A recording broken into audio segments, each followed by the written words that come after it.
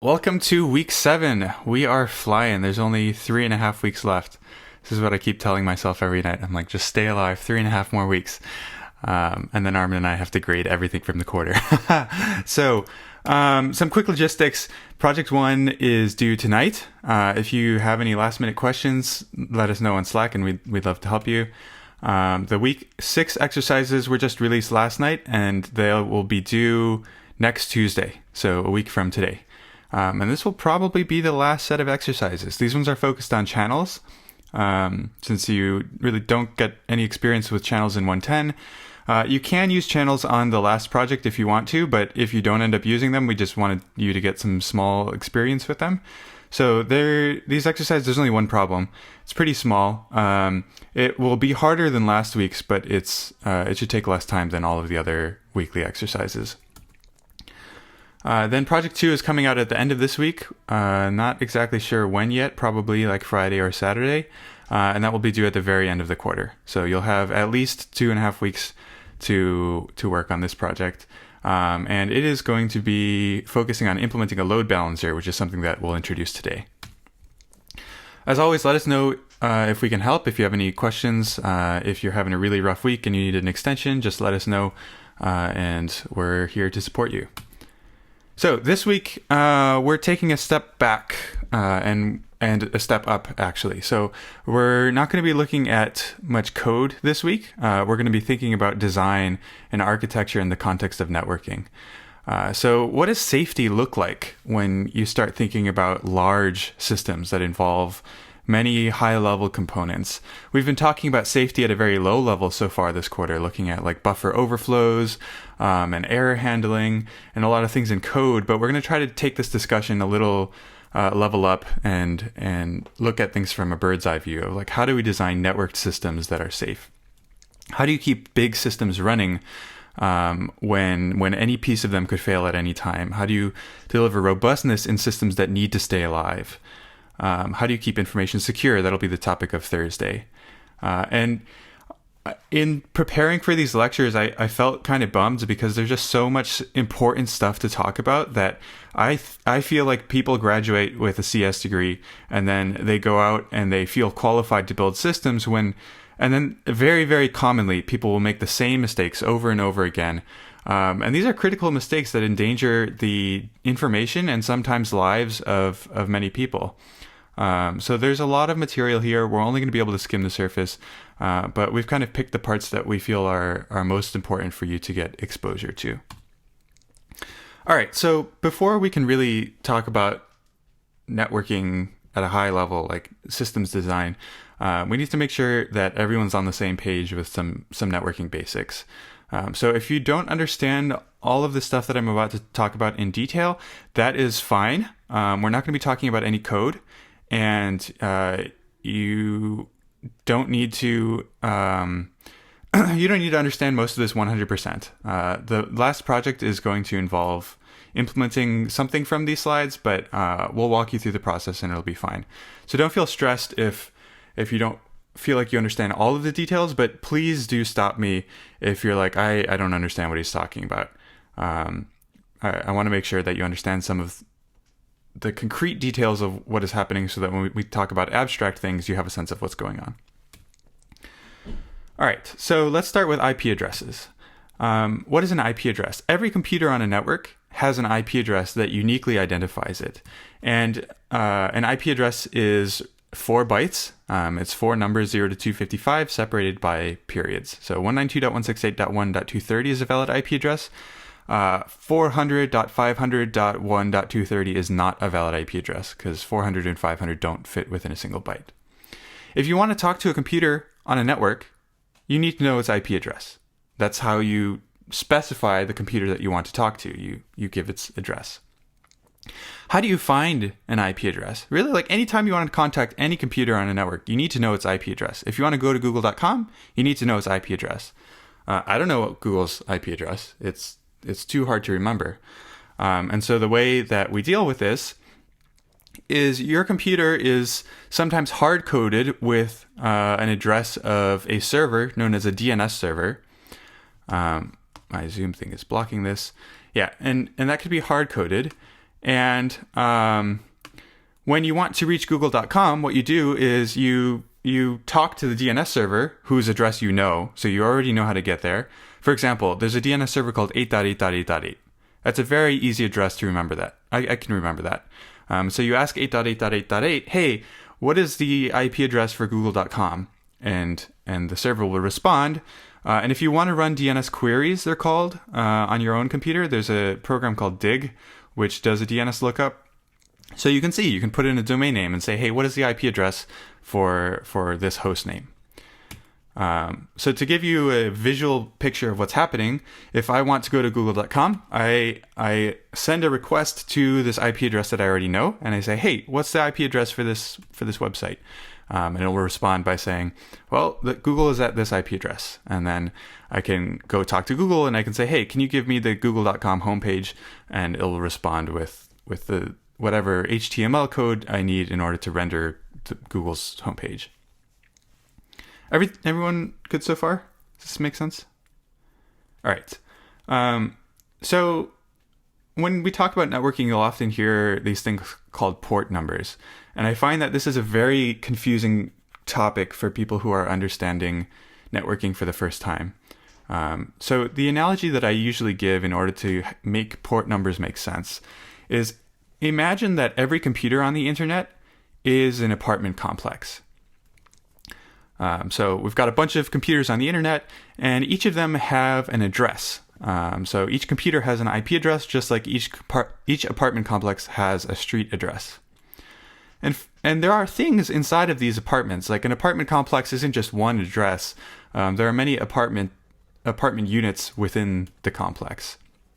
And so in order to specify those, to address those, we have this notion of a port number, which corresponds to a unit number for the apartment. So if you want to go to web.stanford.edu, what do? You use DNS to find web.stanford.edu's IP address. Then you go to that apartment complex, and then you knock on the door for the apartment that runs the HTTP service, which is port 80 for HTTP. If you want to SSH into myth.stanford.edu, what do? You use DNS to find the IP address, you go to that apartment complex, and then you knock on the apartment that runs the SSH service, port which is 22. And if you're wondering, like, where are these numbers coming from? Do they mean anything? Do they correspond to anything? And the answer is no. Somebody just arbitrarily picked these numbers, but they are de facto associated with these particular services. If you want to get the SSH server running on a particular computer, you knock on door 22. That's just what you do. It doesn't have to be 22. If you wanted to run your own SSH server, you could pick a different apartment if you wanted to, but then anybody connecting to your SSH server would need to know which apartment to go to in order to find you. This is just a standard so that if we go to 171.67.215.200 and we want to SSH into it, we just know, because it's a standard, that I need to go to apartment number 22. That's just how it works. Like if you want to sign a lease, you go to the leasing office.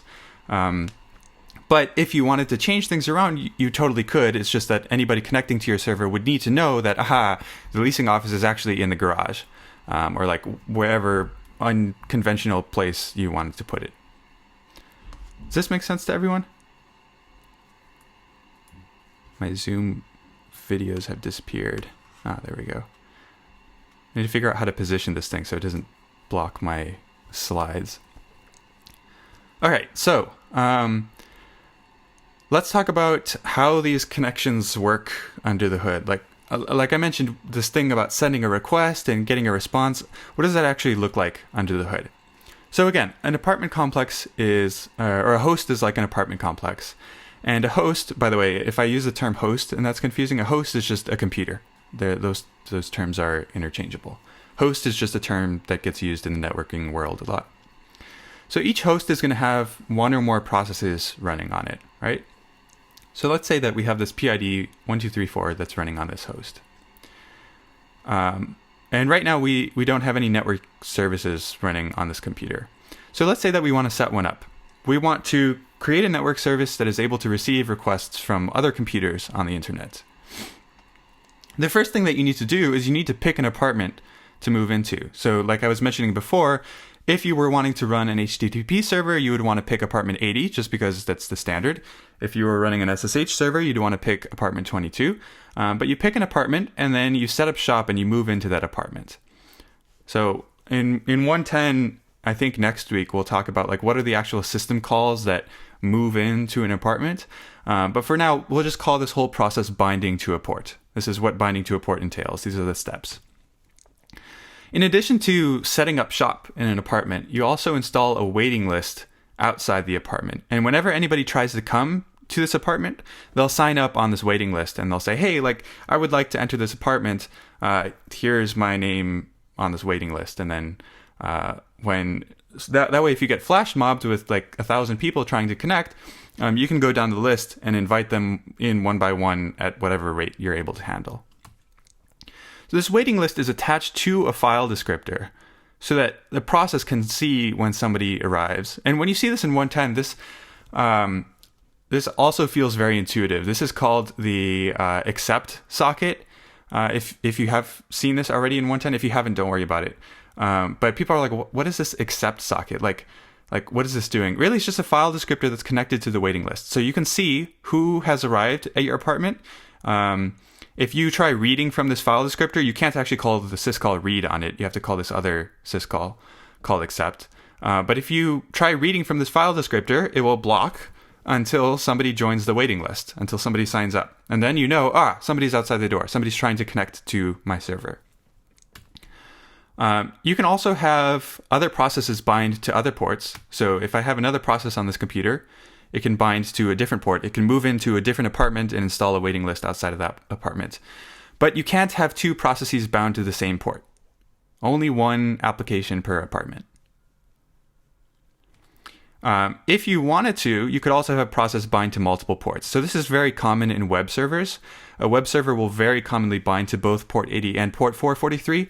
Port 80 is for HTTP and port 443 is for HTTPS, just by convention. So if you wanted to run a server that is able to handle both HTTP and HTTPS, it's very common to do this where you can bind to multiple ports. But again, you can't have two processes bind to the same port. Everyone good so far? Thumbs up, thumbs down? I see some stuff in the chat, but I can't really see it. So if you have a question, you can just unmute yourself and interrupt. So what does the process look like for exchanging messages on a network? This is how you set up a server, but like if you have two computers that want to talk, how does that actually look? So let's say that we have a server that is bound to a particular port on a particular IP. And on some other machine, some other computer somewhere else across the internet, maybe on the other side of the world, we don't really know. On some other computer, we want to talk to this server, this first computer. So what do? First, the client is going to try to find this server. If you specify an invalid address that doesn't exist on the internet, you won't be able to find it.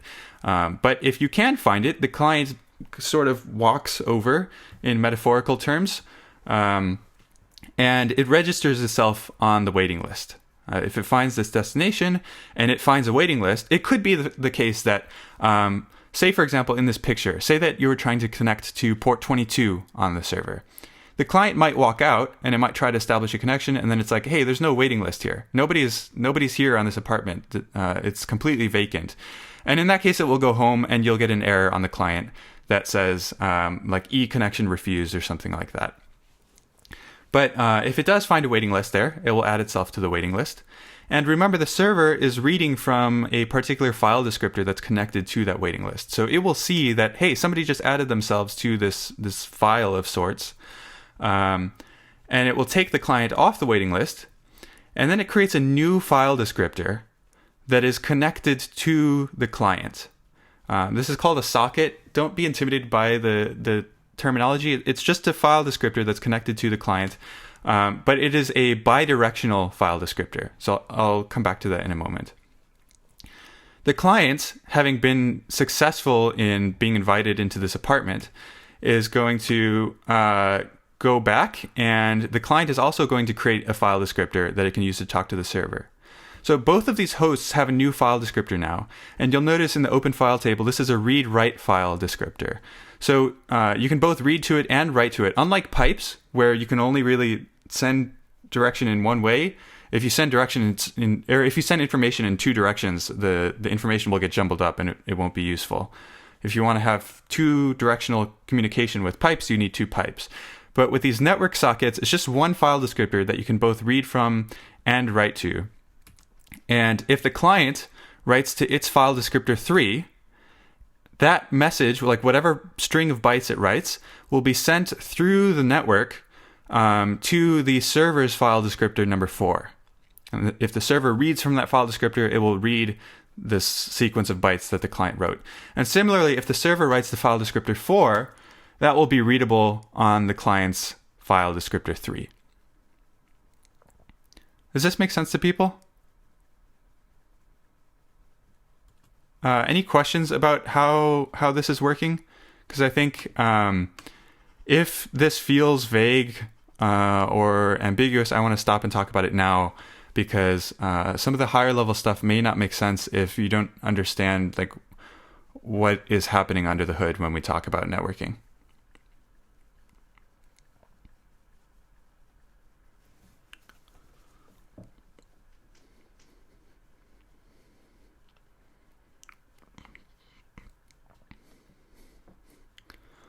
Awesome question. Like what exactly is happening with these green and red lines? The answer is it's really complicated. I just had a midterm before this class for CS 244, which is like a networking research papers class. And I can confirm it's really complicated. Did not do too hot on that exam. Yeah, so we'll talk a little bit about that towards the end of this lecture, but I'm also happy to talk about it after class. But if you are interested in this, take CS 144. CS 144 spends an entire class talking about what is actually happening in between these two servers. The answer is that a lot of this complexity is abstracted away, and so you end up with this file descriptor abstraction that you can just write to and read from, and it works really, really great. And that is the level of understanding that you need for this class. That is the level of understanding that you need in order to use networking practically. But there is a lot of complexity that's hidden away. Any other questions?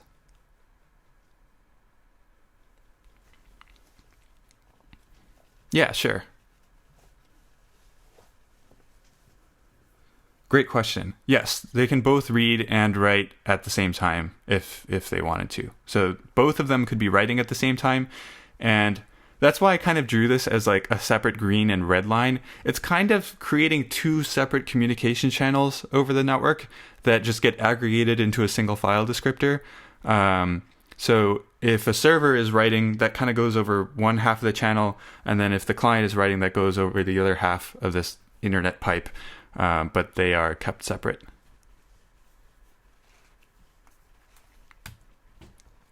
All right. Oops, it's going to play my animations again. That's great. All right. So we're going to take a step back and think about network design here. Up until this point, this is the material that you learn in 110. But we're going to talk a little bit about how do you design systems on top of this. We're going to talk about two properties today. The first one is called scalability. And what does scalability mean? Scalability refers to a system's ability to grow as demands increase over time. So if you have an unscalable system, it's not going to grow very well. It would be pretty nice if, let's say that you have a system that is capable of supporting 100 users, and you want to be able to support 200 users. It'd be nice if you could just double your resources. Say that you're using one server. If you could now use two servers for that, that would be awesome. That's very scalable. That's linearly scalable. If you want to get like 10x the number of users, you just add 10 more servers. That's pretty good. Even better would be sublinear. So like, let's say that you wanted to support 10x the number of users. If you only had to double the number of servers, that would be incredible. So that's sublinear scaling. But unfortunately, a lot of systems don't scale like that.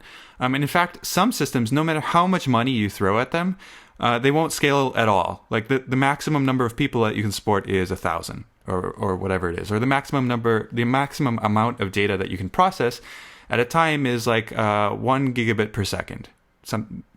There's some limit on how big you can scale, and that's an unscalable system. So we want our systems to be able to scale, obviously. We also want them to be available. Availability says, how well is a system able to stay online and avoid downtime? Does it stay available? And as you scale a system, this becomes very difficult. I wouldn't say these two properties are at odds, but they do conflict with each other sometimes, because as you make a system more scalable, oftentimes it will become more complex, which makes it more difficult to stay available. And just to emphasize how hard this is, let's say that you have a server that is available 99.99% of the time. So over the course of an entire year, that server would only be down for less than an hour per year. That's pretty good. That's not bad at all. If you have a server that's 99.99% available, that's not bad. But if you try to create a system using 1,000 of those servers, and you aren't careful to engineer that system for fault tolerance, so what that means is that every one of those 1,000 servers is necessary in order for the system to work. If that's true, and the server failures are random, then your system will only be available when all of those servers are available, and the probability of that happening, it will only be available 90.48% of the time, if I did the math right, which is not good at all. That means that you're down for many days of the year, and so this is not okay, and we need to be able to build systems that, if they involve multiple servers, they need to make sure that they can account for a server failure. Does this make sense to everyone? All right, so there are many more properties of networked and distributed systems that we won't talk about today, but these will be the two main focuses. So this is how, this is just a little diagram of how a simple server would work on the internet. You have some client, and the client looks up the server's IP address, and then it opens a network connection. So it does the thing where it creates a file descriptor and like goes out over the network and signs up on the waiting list of the server and whatnot. So it connects to the server's IP over the network. The client and server each create a file descriptor to talk to each other, and life is good. So, is this a scalable setup? Why or why not?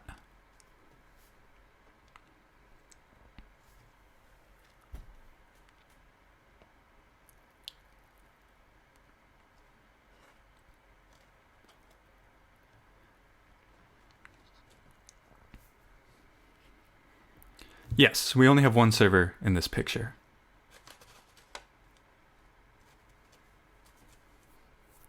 Oh, I'm sorry. I misunderstood. So it's not one server for every client.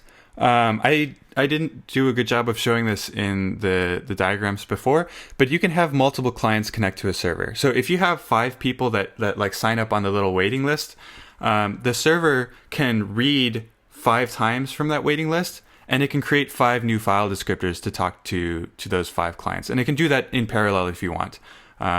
It's easiest for it to be in serial, whatever. But it's almost universal that you use threads with servers. So for example, you'll see this a lot in CS 110 over the next few weeks, where you assign one thread for each client that's connected. It's a very common model.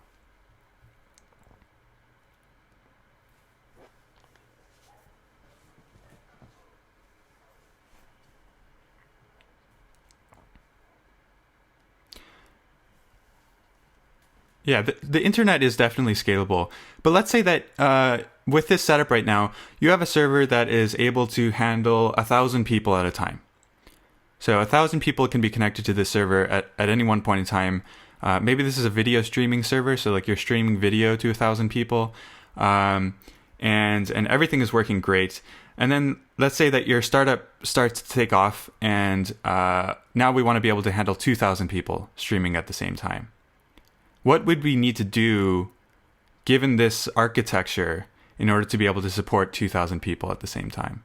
if our server is only able to comfortably handle 1,000 people.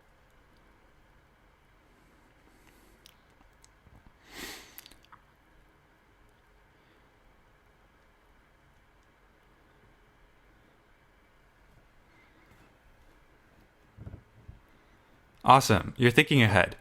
You're absolutely right. We in the grand scheme of things, we'd probably want to add another server. But let's say that our code is just designed for one server. We only want to have one server. How do we do this? Well, the answer is you upgrade your server. Like, get a more powerful machine. If you have a machine that can handle 1,000 people and you want to be able to handle double the capacity, well, just double the number of like cores in your machine and double the amount of memory. Does that sound good? Why might that not be great for us?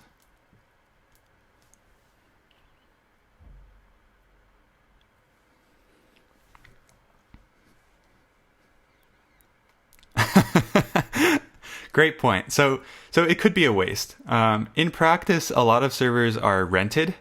They're leased from companies like Amazon and Microsoft. If you've ever heard of Amazon AWS, that's like the most common. It's called cloud infrastructure, where you just borrow some capacity that Amazon runs a huge server farm with tons of servers, and you could just borrow some of their servers if you need to. So you could say, okay, I'm going to rent this. I don't need it anymore. I've outgrown it. You can take it back, but can you give me a bigger one? So that ends up not being too big of a problem. But there is still a really big problem with saying, let's just double the number of cores and double the amount of memory.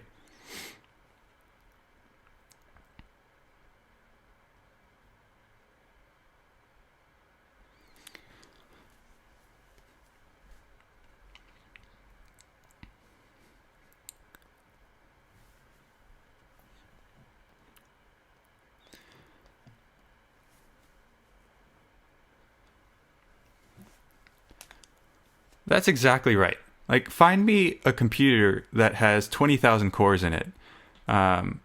Because you imagine trying to scale like Netflix capacity with one server. It's just too much demand. And really this comes down to individual computers aren't scalable. It becomes much more expensive as you try to upgrade performance. Like, the jump from 2 to 4 cores might not be that big, but the jump from 16 to 32 cores is quite a bit more expensive. And it would be much cheaper if we could just use 2 machines with commodity performance, like normal performance, just a bunch of like quad core machines, rather than one machine with 64 cores. That's going to be extremely expensive. And in fact, internet traffic has grown so fast, you can't even find a single machine that can handle it. Like I mentioned, there is no one machine on this planet that can handle the amount of traffic that Netflix gets. Hardware can't keep up, even if our wallets could. And this comes down to what Ben was saying at the beginning, that really you don't want to scale up your machine, you want to scale out. Instead of having bigger machines, you want to have more machines of the same size. This is one of the philosophies that Google followed very early on. I don't know if you know this, but the original like computers that powered the Google search engine were just like really crappy commodity computers that were stacked together with Legos.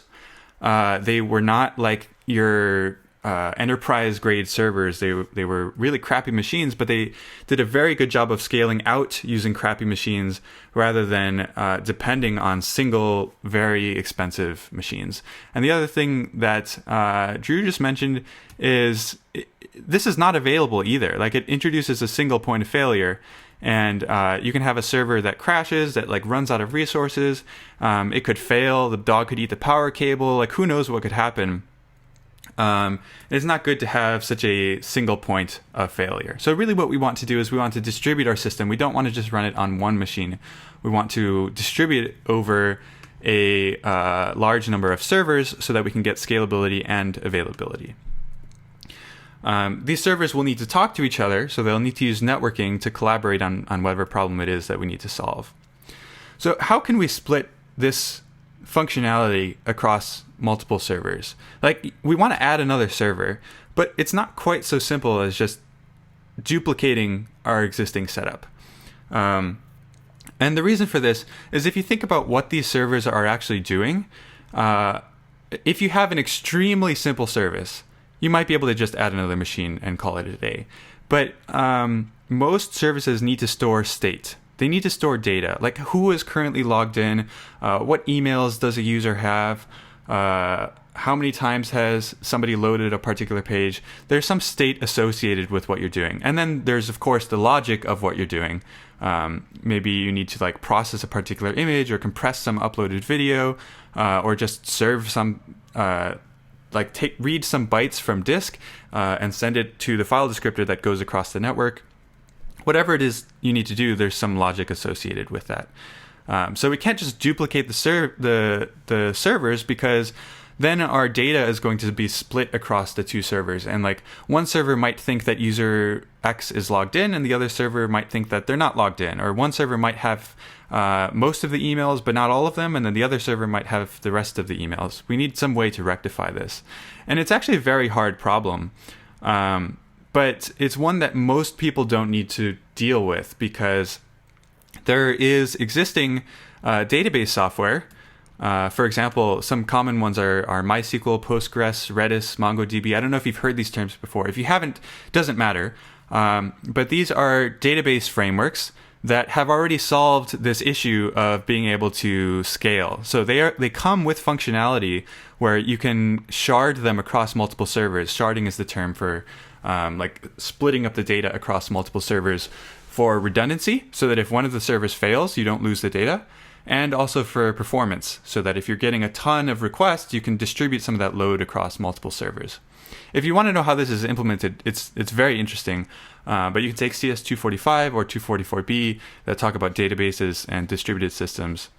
Hey, Ryan, real quick, yeah. there's a question in the chat. I think Courtney wanted to ask, well, I think I'm going to reinterpret the question a little bit, because I think your question was more about isn't there a limit to how long the waiting list can be for a single computer? And if you consolidated one single computer to be the gateway for all the other servers, what would that look like, and how would you get around that issue? Is that a fair interpretation of your question, Courtney?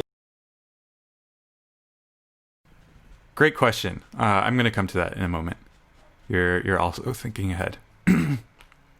So we can solve this data issue by delegating it to databases. And it's pretty interesting how these work. If you want to be a very large-scale service, like Google, for example, you need to implement your own databases. Google spends a lot of effort building distributed systems for data storage, and there have been many new databases that have come out of their engineering efforts, because the existing ones didn't work for the amount of users and the amount of traffic that they have to handle. But for most people, you can just use one of these commercial existing databases, which means that we're just left with stateless logic and compute. And because it's stateless, it's very easy to replicate across multiple servers. You can just have multiple servers here. But there's still a problem, which is that we're trying to have multiple servers but only one IP address. Like Google.com resolves to a single IP address. How do we distribute that across multiple computers? One thing you can do, which I think is what Courtney was getting at, is you can actually introduce a new computer here whose sole purpose is to take incoming connections and distribute them across your compute servers, which do the actual application logic. And so when a client opens a connection to this IP address, it hits the load balancer, and then the load balancer selects one of the compute nodes to distribute the request to. If the client sends a message, then the load balancer just replicates that message and sends it to the compute node. And then if the compute node responds, then the load balancer just relays that message back to the client.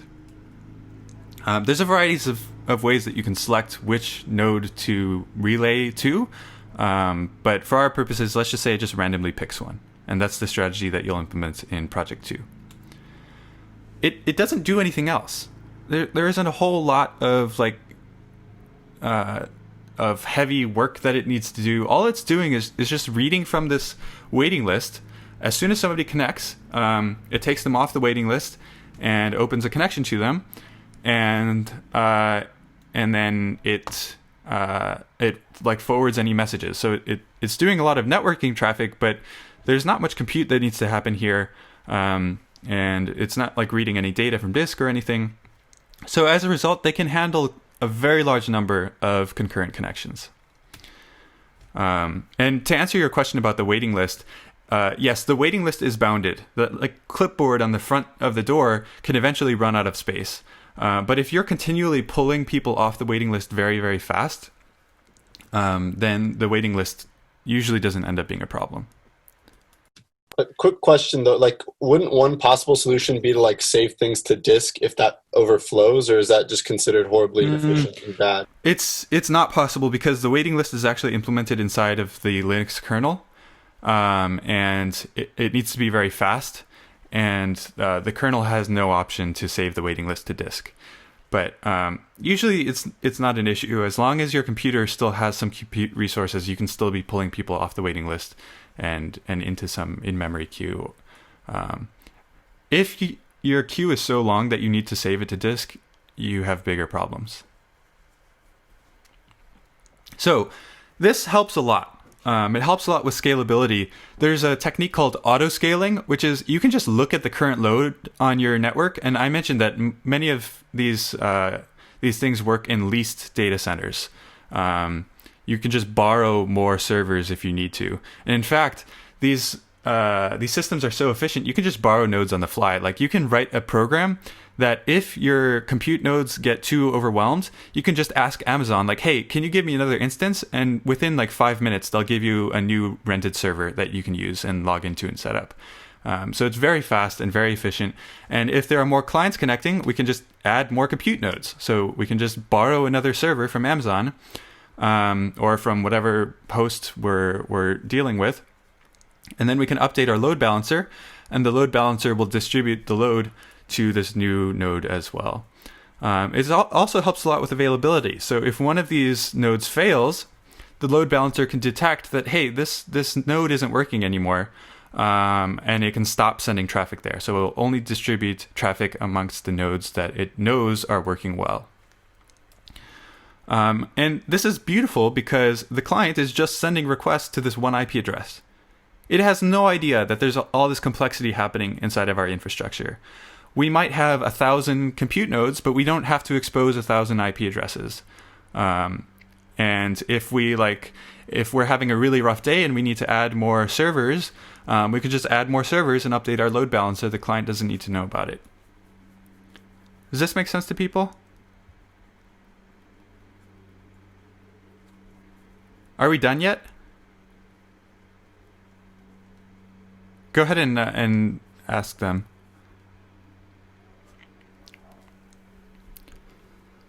Uh-huh. Yes, it definitely should. It definitely should. That's a typo.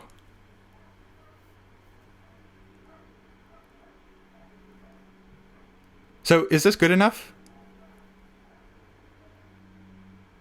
Have we solved our scalability and availability issues?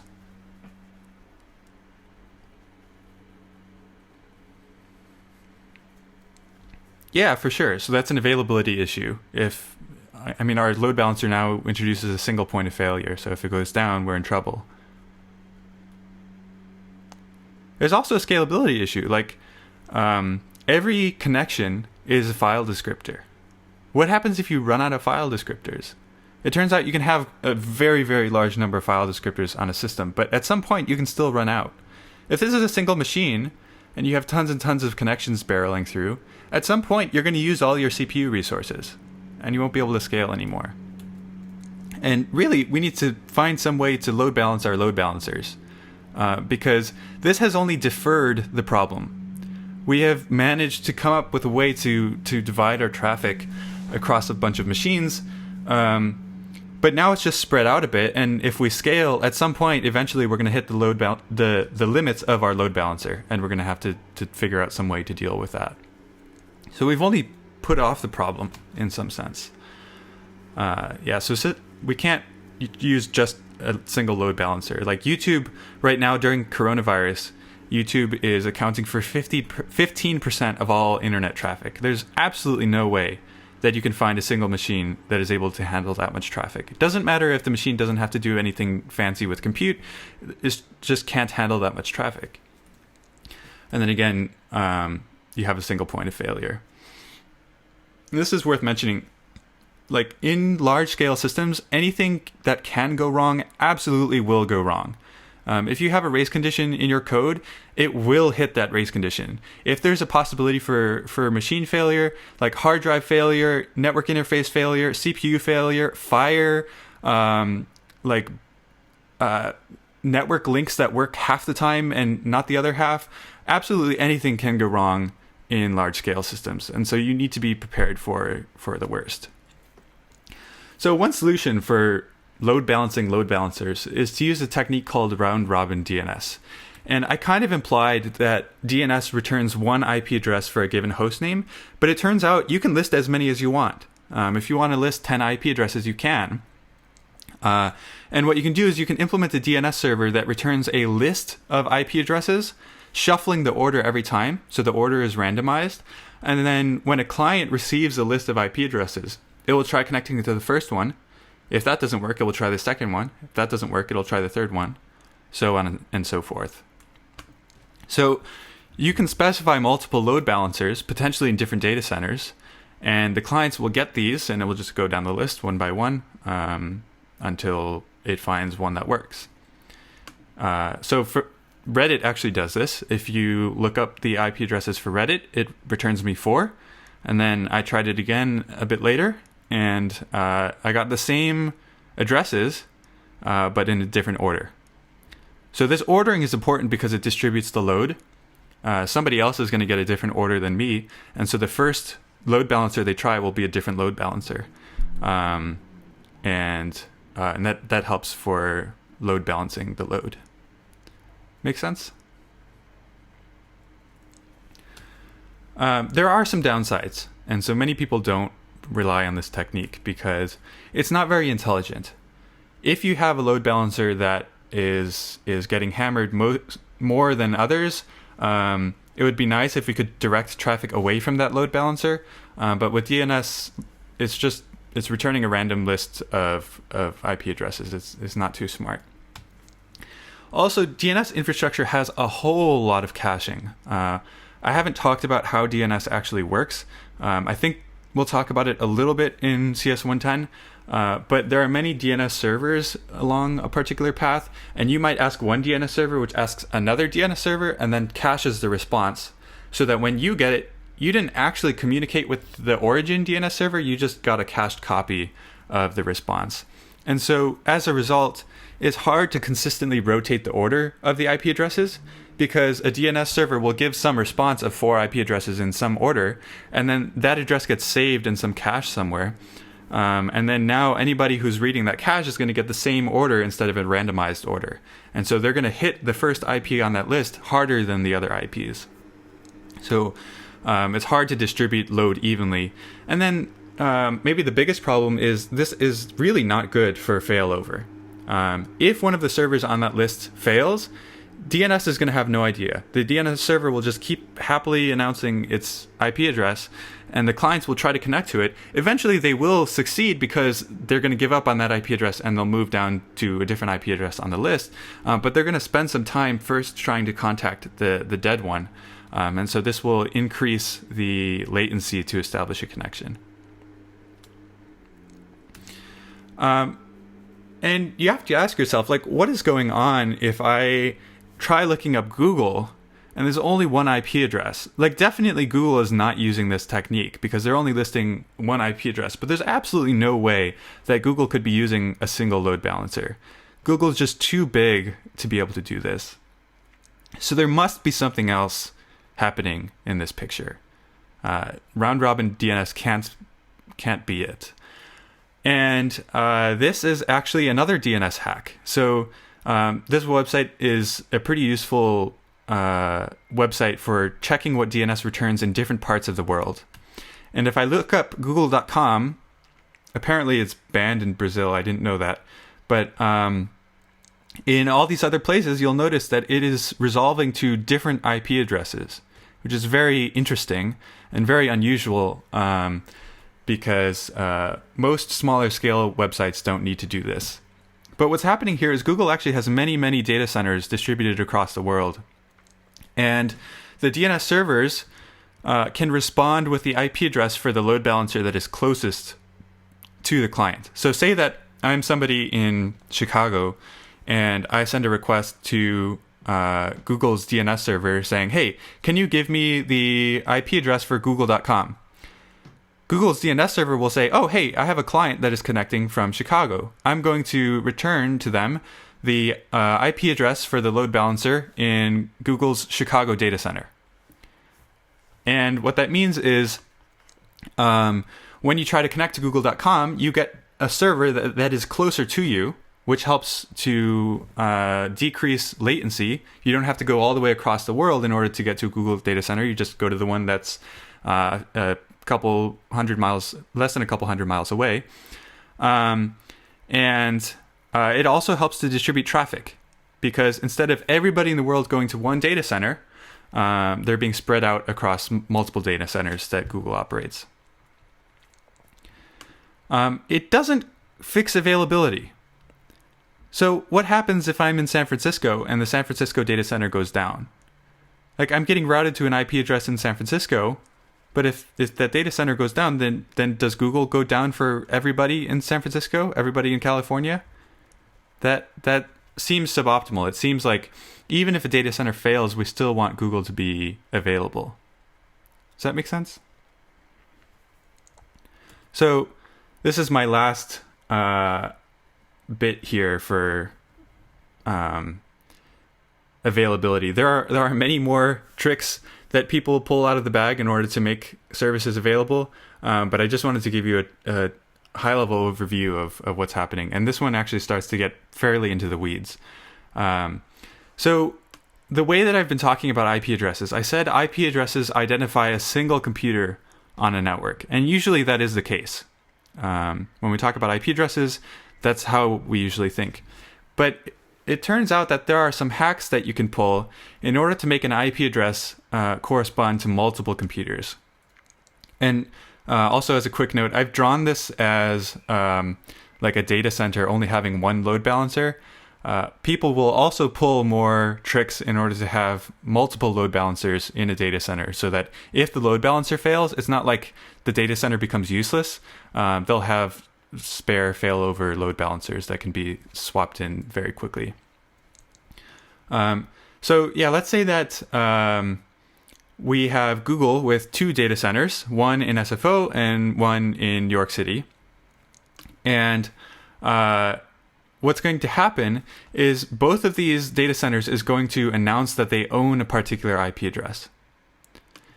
And to explain what is actually happening here, like, I've been drawing these diagrams with this cute little cloud to represent the internet, but in order to understand what's happening, we actually have to look at what is happening inside of the internet.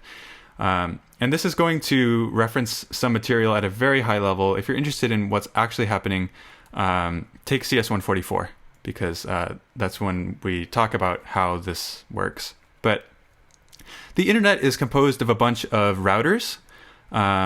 And when you send packets to a router, it figures out, like, what is the best way that I could deliver this packet to the destination? What is the best path that I could take to get it to the destination? And then it sends that according to that path. So what's happening here is Google is going to have a router inside of their San Francisco data center, and they'll have a router inside of the New York data center. And both routers are going to announce to the rest of the internet that, hey, if you want to reach this IP address, send me your packets. I guess I shouldn't use the term packets because we haven't really talked about what packets mean, but just like, send me your bytes, send me your information. If you have requests that you're trying to send to this IP address, you can send those requests to me, and I'll deliver them for you. And usually these announcements come with some particular cost. So let's say that the cost has to do with distance. If we're trying to minimize the cost, we're trying to minimize the distance, so that when the Stanford router delivers a particular connection, it sends it to whatever data center is the closest.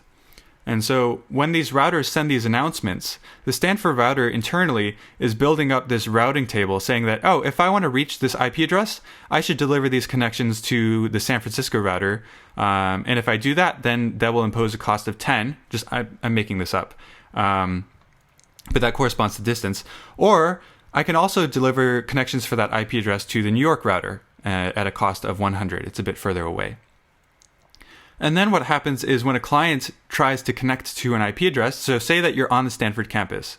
If you try to connect to that particular IP address, what your computer is going to do is it's going to open a connection to the Stanford router, and it's going to say, hey, I'm trying to connect to this particular IP address.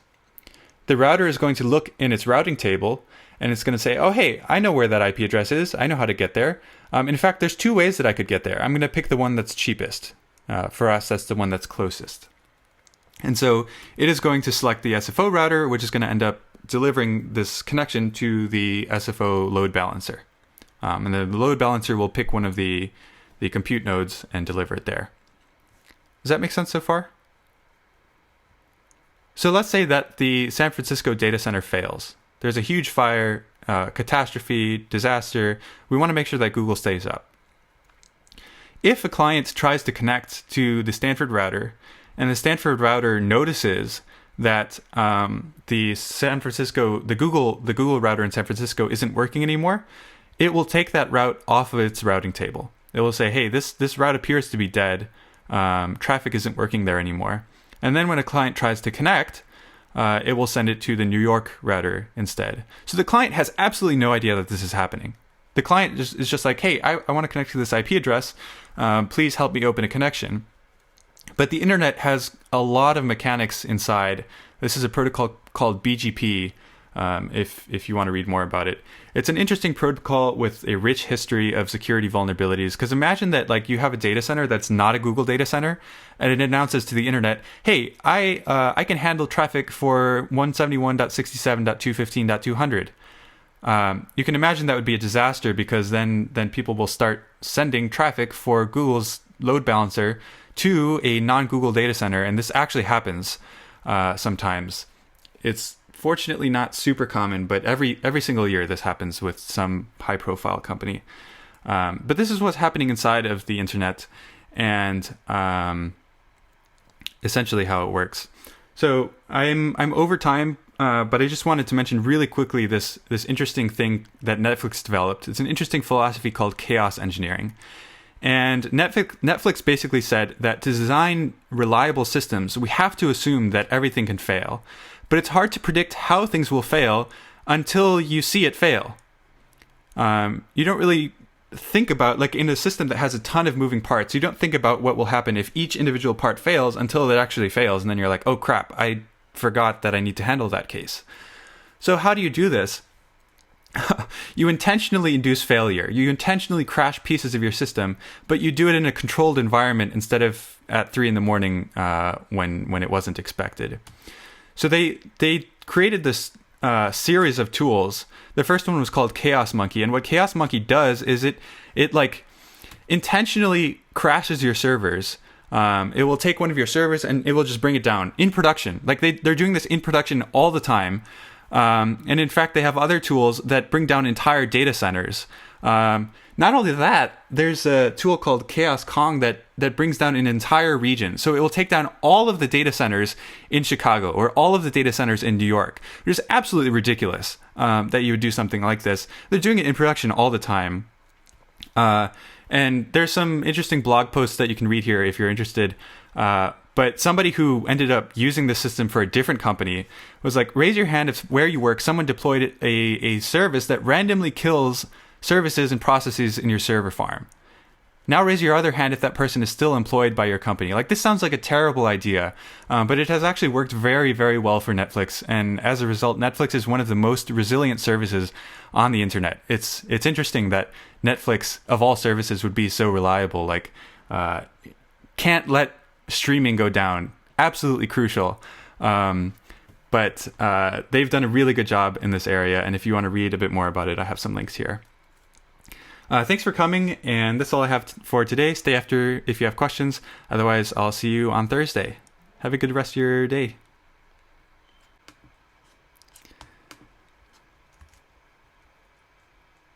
Great question. Here, so...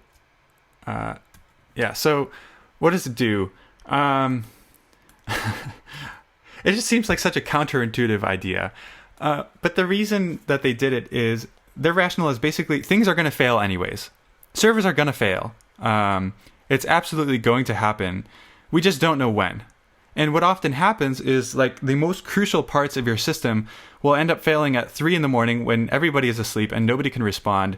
And then some poor on-call engineer has to like try to figure out how to resolve the issue. And at minimum, it'll take multiple hours. And so their thinking is, if we have a problem, let's discover it when everybody's awake and when everybody's prepared, so that first of all, we can fix it. Like, we had control in the first place. We might have broken something, but we broke it, and like we know exactly what broke because we broke it, and we can bring it back. So if there truly is a problem that we can't respond to, at least we can fix it by like restoring the service that we took down, the server that we took down. And then we know to fix that problem so it can't happen again in the future. So part of it is the fact that everybody's on call. The other part is it encourages engineers to build reliable systems. Like if you know that your production environment is failing all the time in spectacular ways, it's not even like random failure, it's intentional failure. If you know that, then you're much more incentivized to build systems that are able to tolerate that kind of failure, such that real failures of servers, like when a server actually goes down, that's just noise. It's just noise in the system because that happens all the time. It's a non-event. We don't really care because we've been testing for that all along. Does that make sense? This is one of the most creative and bizarre ideas I've ever heard of in distributed systems. But it's one that has been quite successful. And originally it was just this one tool that would kill servers. And now they have this entire suite of tools. If you look up at the Wikipedia page for this thing, there's like at least 10 chaos tools on the list.